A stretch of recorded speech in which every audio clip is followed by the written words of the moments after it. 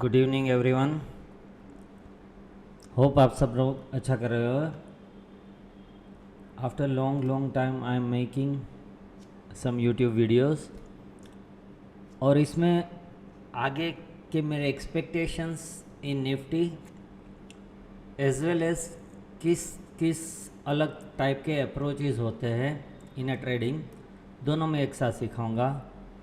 तो ये उनके लिए भी अच्छा रहेगा जो सिर्फ और सिर्फ ट्रेडिंग लेवल्स पे वर्क करते हैं, और उनके लिए भी हेल्पफुल रहेगा जो यहाँ कुछ सीखने के लिए आ रहे हैं। Okay, and from here on मैं ट्राई करूँगा मैक्सिमम हिंदी में बात करने की, but still everyone will be able to understand those who don't understand Hindi. तो इंग्लिश हिंदी दोनों रहेगा, बट ज़्यादातर हिंदी रहेगा।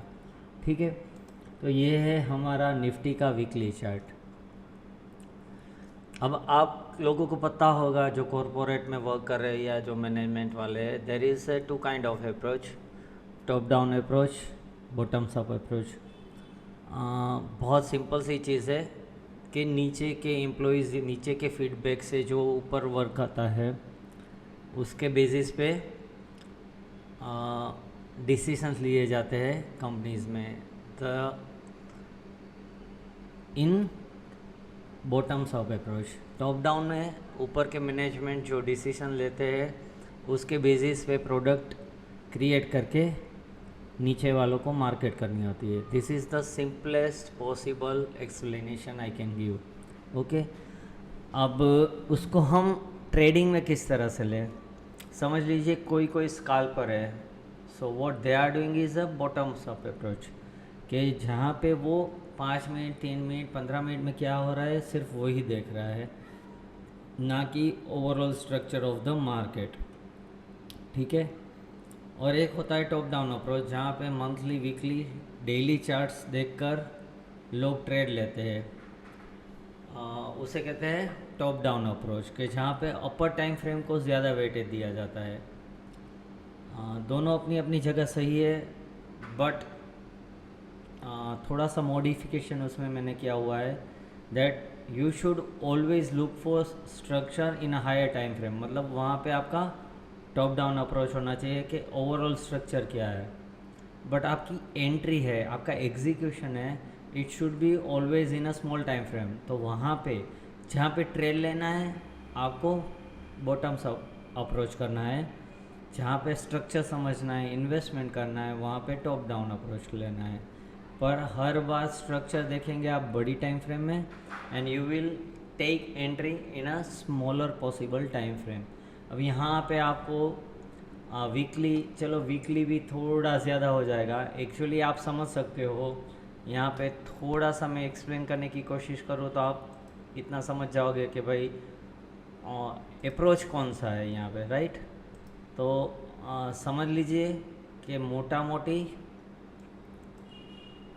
या आप इसको एक्यूमुलेशन समझ सकते हो या डिस्ट्रीब्यूशन। अब वो डिपेंड करता है कि पास्ट में क्या अप्रोच था। तो पास्ट में हमने देखा कि फॉल के बाद हमने बहुत ही बड़ा राइज देखा था 2021 में। ठीक है, और ये राइज कोई छोटा मोटा राइज नहीं था, मतलब तकरीबन 7,000 की निफ्टी हमने 18,000 तक देख ली थी। तो आप समझ सकते हो सिर्फ इंडेक्स में 2.5x का रिटर्न मिला था। स्टॉक्स में तो आप समझ लो कि बहुत सारे स्टॉक्स ने 10, 20, 50x तक के रिटर्न दिए थे। द पॉइंट इज़ कि हमने बहुत ही अच्छा अपसाइड मूव देख लिया, राइट।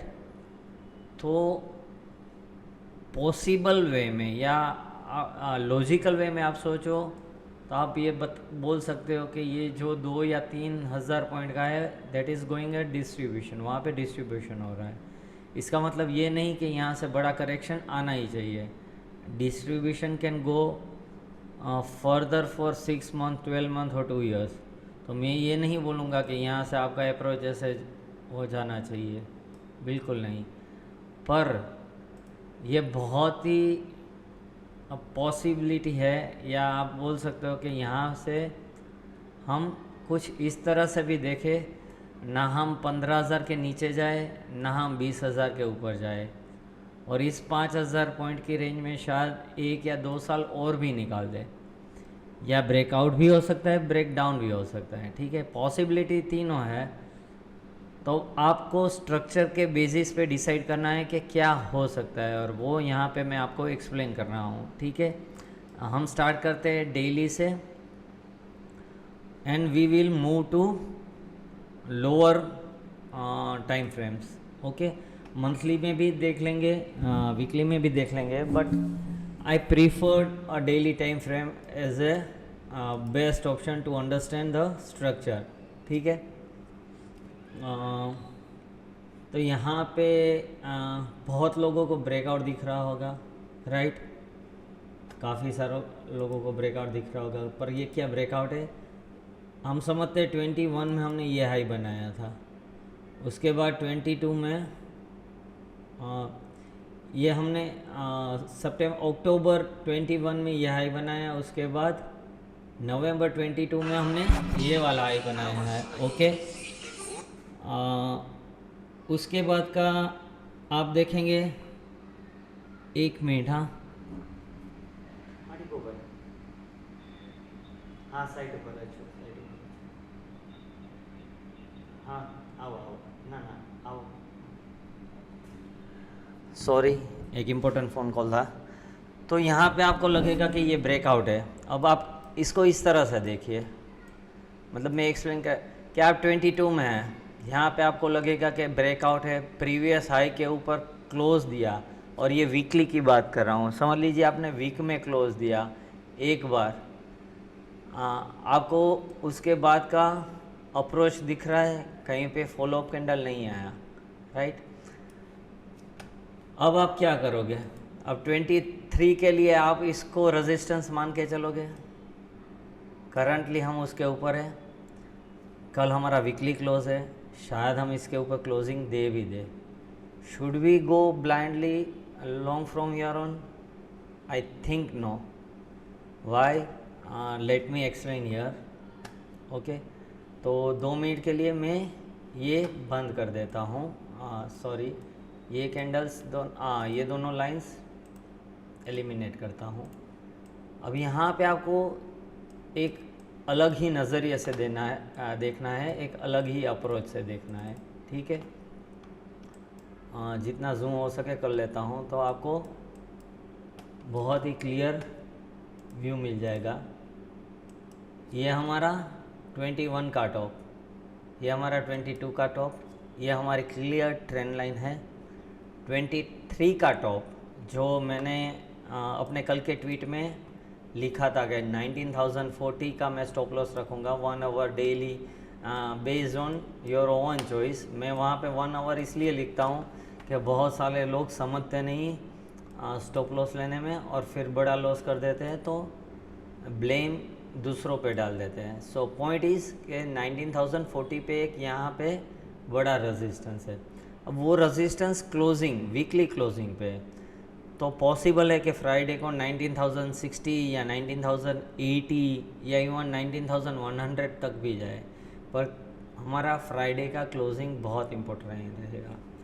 अगर क्लोजिंग 19,040 के नीचे रहता है, in that case bears can come into the game, okay.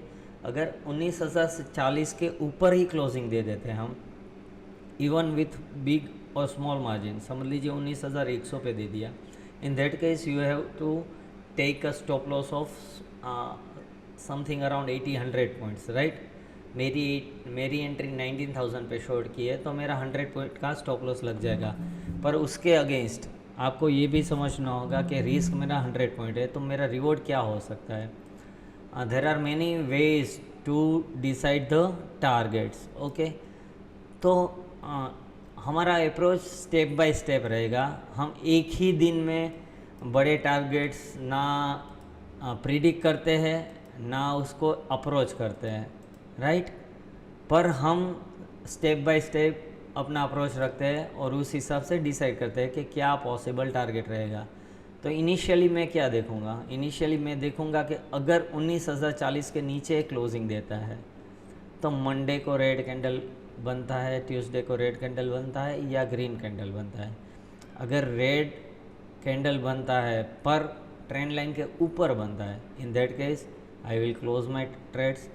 अगर ग्रीन कैंडल बनता है पर रेड लाइन इस लाइन के नीचे बनता है, then also I will continue my short trades. समझ रहे हो, सिर्फ कलर पे हमें नहीं ध्यान देना है, उसके साथ हमारा अप्रोच हो जाना चाहिए लेवल्स के ऊपर। अब ये चार्ट मैं कल भी वहाँ पे शेयर कर सकता था, पर मैंने इंटेंशनली नहीं किया, just to make you understand कि बड़ा व्यू क्या हो सकता है एंड स्मॉल व्यू क्या हो सकता है। अगर आपका अप्रोच ट्रेंड लाइन के साथ कॉम्बिनेशन में RSI देखना है तो यहाँ पे आप क्लियरली देख सकते हो कि भाई RSI डाइवर्जेंस आपको दिख जाएगा, राइट। पर क्या डाइवर्जेंस ट्रिगर हुआ है? अभी तक नहीं। सो नेगेटिव या पॉजिटिव डाइवर्जेंस दिखना और वो ट्रिगर होना वो बहुत ही डिफरेंट चीज़ होती है। तो जब तक वो ट्रिगर नहीं होता यू कांट डिसाइड कि यहाँ से ब्लाइंडली शॉर्ट करना चाहिए। मैंने शॉर्ट इसलिए किया सिर्फ और सिर्फ कि भाई we are almost there at the resistance level, right. और मैं रिस्क नहीं लेना चाहता था कि 2 दिन में वर्ल्ड मार्केट में कुछ ऊंच नीच हो जाए और सीधा मुझे फ्राइडे को 200-300 पॉइंट का गैप डाउन मिले, तो मुझे वो 200-300 पॉइंट गंवाने नहीं थे। अगर गैप अप हुआ या 50-100 पॉइंट से हमने सस्टेन कर दिया, in that case I have an option to take stop loss, right. तो ये था approach. Now let's move to how to decide the entry and exit levels. ठीक है, तो हम जाते हैं स्मॉलर टाइम फ्रेम में। अब आप अच्छा, एक्चुअली थर्सडे को ट्रेडिंग व्यू और इन्वेस्टिंग सब डाउन थे, तो यहाँ पे क्लियर चार्ट शायद आपको ना मिले। Let me check this.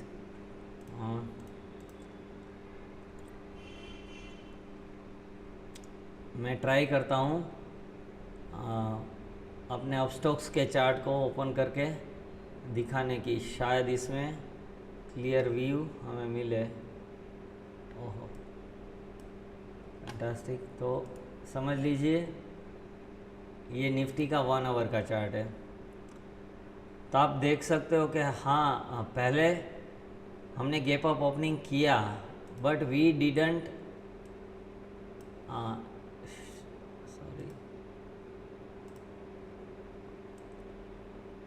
We didn't move too much in last 4 hours, right. पिछले मतलब लास्ट के 4 घंटे में हमने हार्डली 50-100 पॉइंट का ही मूव किया है, वो भी साइडवेज, ना कि अप ट्रेंड में। सो यहाँ पे एक बात क्लियर थी, या 19,000 के आसपास शॉर्ट बन रहे थे या लॉन्ग कवर हो रहे थे, पर can't say that with 100% confidence, because expiry थी तो पॉसिबल था कि रोल ओवर भी हो रहे हो, राइट। सो आपको अपने लेवल्स एंट्री वगैरह डिसाइड करने में ये भी देखना होता है कि भाई कौन से टाइम फेज़ में ट्रेडिंग हो रहा है, मतलब मंथ एक्सपायरी वीक में ट्रेडिंग हो रहा है, एक्सपायरी के दिन हो रहा है, या मंथ के फर्स्ट वीक में ट्रेडिंग हो रहा है। तो हर एक टाइम के बेस पे आपका अप्रोच अलग अलग होना चाहिए, राइट। अब यहाँ पे ओके,